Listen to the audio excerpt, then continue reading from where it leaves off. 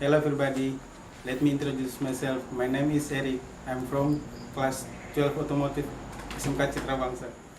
I would like to show you all how to make tutorial of making a tea. Firstly, we need the ingredient.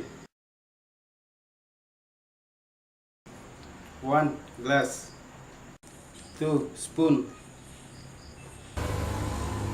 3 sugar,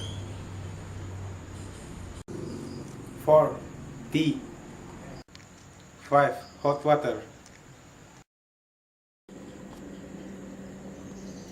First, step put in 2 spoons of sugar into the glass.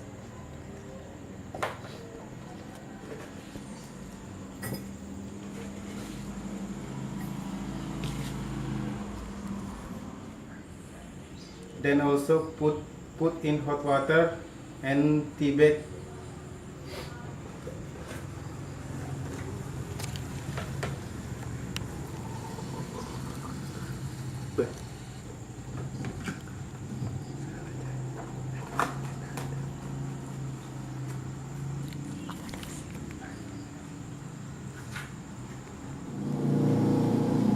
After that, stir it until the sugar dissolves with the tea.